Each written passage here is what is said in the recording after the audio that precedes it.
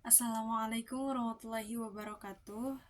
Sebelumnya perkenalkan, nama saya Siti Holipa dari Prodi Komunikasi Penyiaran Islam semester 5 STI Dr. KIZ Mutakin. Di sini saya akan menjawab soal UTS dari dosen pengampu mata kuliah Epistemologi Sosial. Pertanyaan yang pertama, jelaskan epistemologi menurut pemahaman Anda dan jelaskan aliran-aliran dalam epistemologi berikut: aliran rasionalisme, aliran empirisme, aliran positivisme, dan aliran intuisionisme. Jadi, jawaban yang pertama, menurut aliran rasionalisme, bahwa epistemologi menekankan bahwa pengetahuan dapat diperoleh melalui akal budi dan rasio. Jadi, pengetahuan ini menurut aliran rasionalisme ini adalah sebuah pengetahuan yang paling dapat diandalkan, berasal dari pemikiran yang jelas dan pasti. Jadi, pengetahuan yang kita dapat itu menurut aliran rasionalisme ini yang paling jelas dan juga pasti sebuah pengetahuannya itu menurut aliran rasionalisme. Yang bagian B, menurut aliran empirisme, meyakini bahwa pengetahuan bersumber dari pengalaman empiris, yaitu melalui pengamatan, penginderaan, dan interaksi dengan dunia fisik. Jadi, menurut aliran empirisme ini, bahwa sebuah pengetahuan itu berasalnya dari pengalaman dan juga pengamatan. Lalu, menurut aliran positivisme, menekankan pentingnya pengetahuan yang dapat diuji secara empiris dan verifikasi ilmiah. Positivisme yang dipopulerkan oleh Auguste Comte menolak aspek metafisika dan spekulatif dalam pengetahuan. Aliran ini memandang bahwa pengetahuan seharusnya terbatas pada fakta-fakta yang dapat diamati dan diukur secara objektif. Jadi ringkasnya bahwa epistemologi menurut positivisme ini adalah sebuah pengetahuan yang bisa diukur.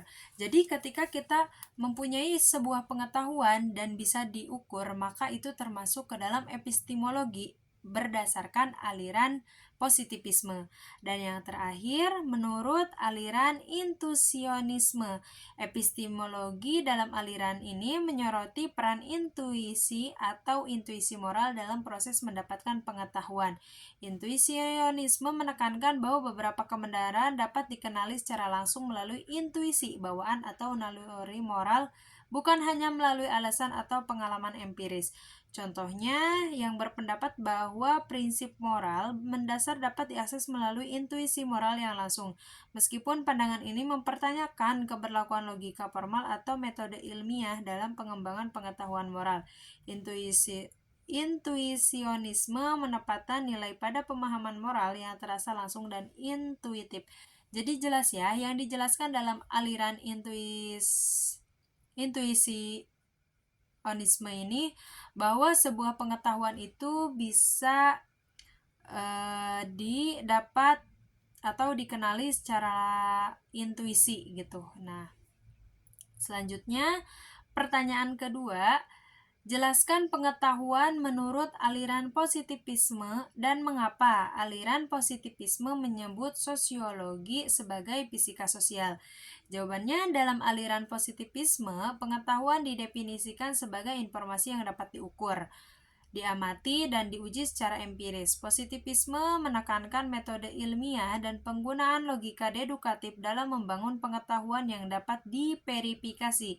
Pengetahuan positivistik harus bersifat objektif, dapat diobservasi dan diukur secara sistematis. Ini jadi yang dijelaskan dari epistemologi menurut aliran positivisme, bahwa sebuah pengetahuan itu yang bisa diukur itu termasuk ke dalam aliran positivisme. Jadi, aliran positivisme menyebut sosiologi sebagai fisika sosial karena Auguste Comte, seorang pemikir positivistik, memandang bahwa sosiologi memiliki tujuan dan metode yang mirip dengan ilmu fisika. Ia menciptakan istilah fisika sosial untuk menunjukkan bahwa sosiologi harus menggunakan pendekatan ilmiah yang sama dengan fisika dalam menganalisis masyarakat. Comte berpendapat bahwa seperti fisika mempelajari hukum-hukum alam, sosiologi harus mempelajari hukum-hukum sosial yang dapat diidentifikasi dan diukur. Jadi kenapa bisa disebut dengan fisika sosial? Bahwa fisika yang mempelajari hukum-hukum alam itu sosiologi juga mempelajari hukum-hukum sosial yang diidentifikasi dan dapat diukur karena positivisme. Nah, dengan menyebut sosiologi sebagai fisika sosial, Comte ingin menegaskan pentingnya metode ilmiah, observasi empiris, dan generalisasi dalam memahami struktur dan fungsi masyarakat. Ia berharap sosiologi dapat berkembang sebagai ilmu yang dapat diukur dan dijelaskan secara objektif, seperti halnya fisika dalam memahami dunia fisik. Nah, jadi semua ini bisa diukur dengan objektif ketika menggunakan aliran positivisme karena sebuah pengetahuan yang dapat diukur dan juga bersifat objektif. Lalu yang ketiga, pertanyaannya, jelaskan mengapa ilmu pengetahuan itu bersifat paradigmatik bukan sesuatu yang sifatnya positivistik sebagaimana pendapat Karl R. Popper. Jadi, Karl R. Popper tidak sepenuhnya mengidentifikasi ilmu pengetahuan dengan pendekatan positivistik. Sebaliknya, ia membangkan konsep falsifikasi sebagai kriteria demarkasi untuk membedakan ilmu pengetahuan dari non-ilmu pengetahuan. Popper berpendapat bahwa sains yang sejati harus dapat diuji secara falsifikasi, yaitu dapat dites dengan cara membuktikan bahwa teori atau hipotesis itu salah. Popper menolak ide verifikasi pembuktian benar sebagai kriteria ilmu pengetahuan yang sering dikaitkan dengan positivisme. Menurutnya, teori ilmiah yang dapat diuji dan beresiko keliru adalah inti dari metode ilmiah yang sah.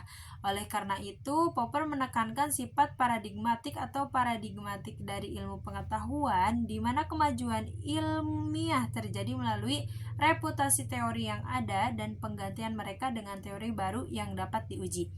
Jadi, dengan demikian, sifat paradigmatik itu ilmu pengetahuan menekankan peran penting pemikiran kritis, uji coba, dan evolusi konsep melalui waktu yang mungkin tidak sepenuhnya sejalan dengan pendekatan positivistik yang mencari validasi langsung dan verifikasi positif. Itu jawaban nomor 3. Mohon maaf, itu jawaban nomor 4. Selanjutnya, pengujian, ini pertanyaannya. Pengujian kebenaran verifikasi dan falsifikasi adalah konsep-konsep yang terkait dengan metode ilmiah, terutama dalam filsafat sains. Jadi di sini verifikasi, definisi proses verifikasi melibatkan upaya untuk membuktikan atau mengonfirmasi suatu proposisi atau teori dalam konteks positivisme. Verifikasi sering diartikan sebagai membuktikan kebenaran suatu pernyataan atau teori melalui observasi dan pengujian empiris positif. Contohnya, jika sebuah teori menyatakan bahwa semua manusia membutuhkan air untuk bertahan hidup, verifikasi dapat dilakukan dengan mengumpulkan data yang mendukung klaim tersebut, seperti observasi tentang perilaku manusia terhadap air. Yang kedua, ada falsifikasi. Definisinya, konsep falsifikasi dikemukakan oleh Karl R. Popper dan berlawan dengan verifikasi. Falsifikasi mengacu pada upaya untuk menguji atau membuktikan ketidakbenaran suatu proposisi atau teori.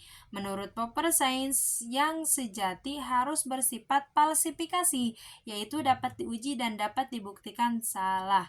Contohnya, jika sebuah teori menyatakan bahwa semua burung adalah hitam, maka satu burung yang berwarna bukan hitam dapat membuktikan teori tersebut salah.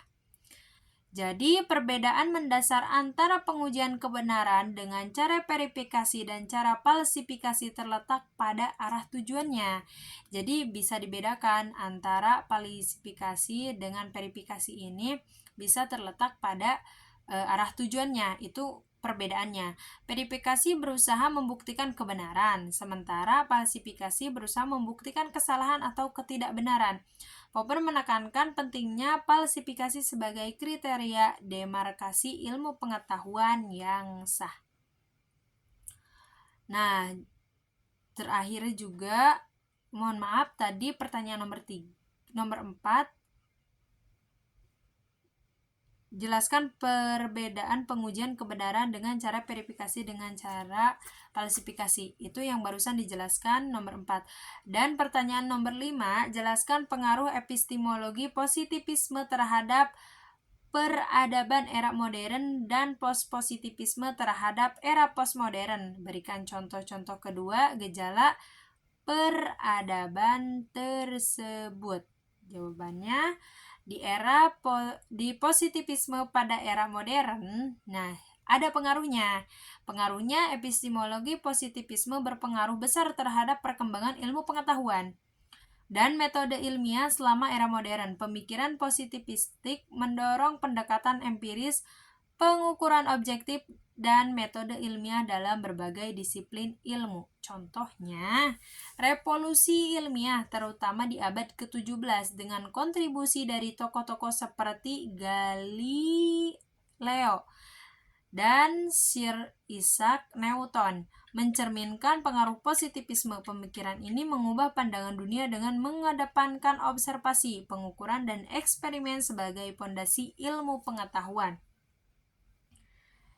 Lalu, positivisme pada era postmodern. Pengaruhnya, pada era postmodern terjadi pergeseran dari pandangan positivistik menuju postpositivisme.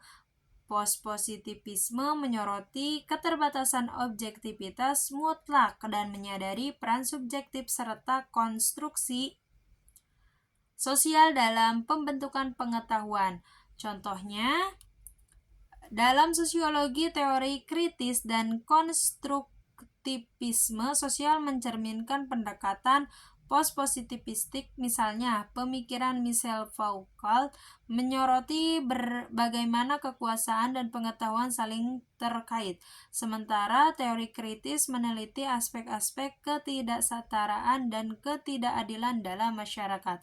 Pengaruh epistemologi positivisme menciptakan pondasi untuk perkembang ilmu pengetahuan modern, sementara positivisme dalam era postmodern mencerminkan refleksi kritis terhadap pendekatan positivistik dan penekanan pada konstruksi sosial pengetahuan.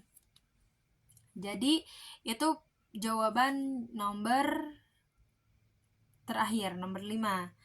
Jadi, ketika positivisme pada era modern semuanya itu terukur jelas pengetahuannya. Begitupun di positivisme pada era postmodern. Mungkin hanya itu yang dapat saya sampaikan. Kurang lebihnya mohon dimaafkan. Billahi taufiq wal hidayah. Wassalamualaikum warahmatullahi wabarakatuh.